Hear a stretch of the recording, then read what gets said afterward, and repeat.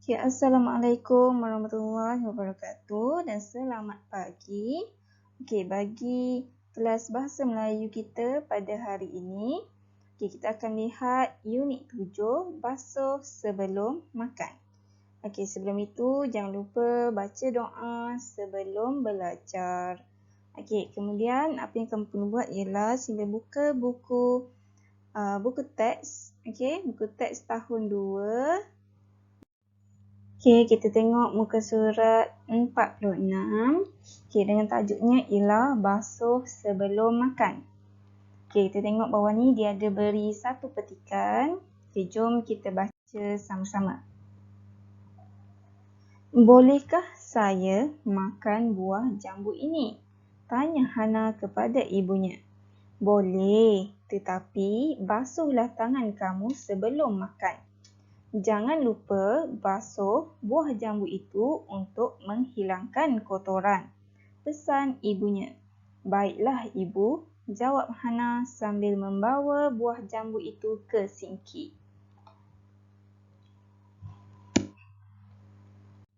Baiklah, sekarang kisahnya pasal Hana dan ibunya. Mereka sekarang berada di dapur.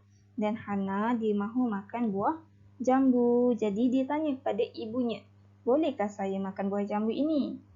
Dan ibunya menjawab, boleh. Tapi apa yang perlu Hana lakukan ialah basuh tangan dahulu sebelum makan. Dan jangan lupa basuh buah jambu itu untuk menghilangkan kotoran. Pastikan apabila kita nak makan, sebelum makan kita kena basuh tangan dahulu. Basuh tangan, kemudian basuh buah yang kita mahu makan. Dalam buku ni, dalam gambar ni, Hana mahu makan buah jambu. Kalau buah-buahan lain pun, kalau kita beli dari pasar ke, dari kedai ke, pastikan basuh dulu, cuci dulu bersih-bersih, barulah kita boleh makan. Sebab apa kita kena basuh bersih-bersih? Sebabnya untuk menghilangkan kotoran.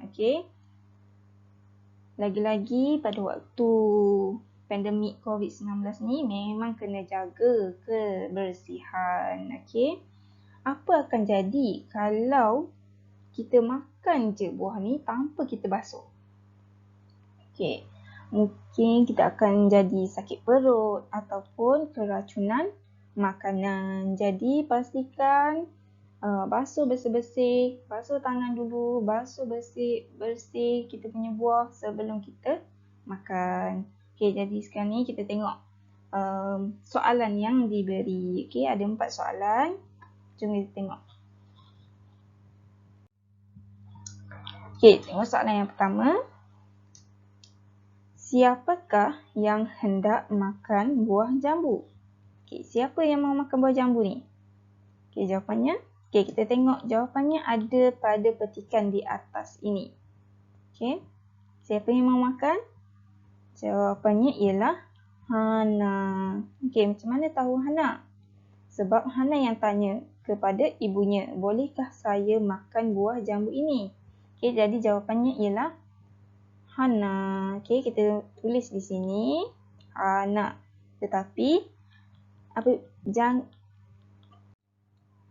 kita tak boleh tulis Hana sahaja. Kita perlu tulis jawapan yang lengkap. Yang hendak makan buah jambu. Ayat ini kita perlu ambil daripada soalan. Ambil daripada atas ni. Yang hendak makan buah jambu. Jadi jawapan yang lengkap ialah Hana yang hendak makan buah jambu. Kita tengok soalan yang kedua. Soalan yang kedua ialah apakah yang perlu dilakukan oleh Hana sebelum makan? Apa yang perlu dibuat? Kita tengok pada petikan. Tengok pada perenggan yang kedua ni. Ibunya kata boleh, tetapi basuhlah tangan kamu sebelum makan. Jadi apa yang Hana perlu buat ialah basuh tangan sebelum makan. Ini jawapannya daripada petikan. Dan kita tulis di bawah dengan jawapan yang lengkap. Okey, Hana perlu membasuh tangannya sebelum makan. Okey, sekarang tengok soalan nombor 3. Mengapakah buah jambu itu perlu dibasuh? Okey, kenapa buah jambu perlu dibasuh? Okey, jawapannya pun ada di dalam petikan ini. Okey, mana jawapannya? Okey, jawapannya ialah untuk menghilangkan kotoran. Okey. Okey, macam mana kita nak buat? Okey, ini adalah jawapannya. Tapi macam mana kita nak tulis jawapan yang lengkap?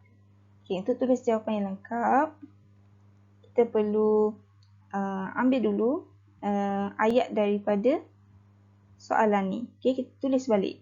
Buah jambu perlu dibasuh. Kemudian ambil jawapan daripada petikan. Okey, sambung. Buah jambu perlu dibasuh untuk menghilangkan kotoran. Okey, barulah jawapannya lengkap. Okey, kemudian tengok tengok soalan yang keempat. Nyatakan akibatnya jika buah jambu tidak dibasuh sebelum dimakan. Okey, apa akan jadi kalau kita makan buah jambu yang tidak dibasuh? Okey, untuk soalan nombor 4, jawapannya tiada dalam petikan dan kita kena fikir sendiri. Okey. Okey, jawapannya. Okey, ini contoh jawapan yang cikgu bagi. Okey, jika buah jambu tidak dibasuh sebelum dimakan, kita akan sakit perut. Okey. Okey, jawapan. Okey, ayat yang cikgu warnakan warna merah ni, okey, cikgu ambil daripada soalan dia. Okey, soalan dia. Jika buah jambu tidak dibasuh sebelum dimakan, okey, ni cikgu koma, kemudian barulah sambung kita punya jawapan. Kita akan sakit perut. Okey, kemudian dapatlah jawapan yang lengkap. Baiklah, sekarang tengok buku aktiviti Bahasa Melayu Jilid 1, surat 52 dan 53. Okey, ini aktiviti kita pada hari ini. Okey, apa yang perlu kita buat ialah baca dan tulis jawapan berdasarkan soalan. Okey, dan soalan ini jawapannya berdasarkan petikan pada muka surat 52 ni. Okey. Okay, jom kita baca sama-sama dulu untuk kita faham apa yang diberikan. Okey, petikan ni. Okey, ataupun dialog. Okey, ini adalah dialog. Okey, ini adalah dialog antara Dahlia dan Puan Zarina. Okey, kita baca dulu. Okey, Dahlia bertanya kepada ibunya, "Bolehkah Ibu tunjukkan saya cara-cara membersihkan sayur ini?" Okey, Puan Zarina menjawab. Okey, Puan Zarina ni ialah ibu kepada Dahlia. "Boleh Dahlia, sebelum itu tolong sediakan air di dalam bekas." Okey, Dahlia ni dia tanya cara-cara untuk membersihkan sayur pula. Okey. Okey. Kita sambung. "Campurkan air itu dengan 1 sudu kecil garam." "Mengapakah air itu dicampurkan dengan garam, Ibu?" "Garam itu untuk membuang ulat yang mungkin melekat pada sayur." "Oh, begitu. Sekarang, mari kita bersihkan sayur ini dan bilas dengan air untuk membuang kotorannya. Selepas itu, barulah direndam di dalam air garam. Betulkah begitu?" "Ya, rendam selama 10 minit. Kemudian, barulah ditapis dan dibiarkan kering. Apabila sudah kering, sayur ini dibalut dengan plastik dan disimpan di dalam peti sejuk." "Baiklah Ibu, saya sudah faham. Terima kasih kerana mengajar saya." "Sama-sama Dahlia." Okey, jadi daripada perbualan antara Dahlia dan Puan Zarina ni, okey, sebenarnya Dahlia ni dia tanya kepada ibunya, "Ibu, macam mana cara kita nak bersihkan sayur?" Okey, bila kita beli sayur daripada pasar. Okey, jadi mula-mula apa yang perlu buat ialah sediakan satu bekas, sediakan satu bekas air. Kemudian dalam air tu kita kena masukkan 1 sudu kecil garam. Kita masukkan garam. Kemudian sebab apa kita perlu masukkan garam? Garam itu untuk membuang ulat. Kalaulah ada ulat-ulat pada sayur tu, kita gunakan garam untuk buang ulat-ulat yang ada tu. Kemudian kita ambil sayur. Ambil sayur yang kita beli tadi. Kita bersihkan sebersih-bersihnya dan bilas. Untuk membuang kotorannya, barulah kita masukkan dalam air rendaman garam tadi.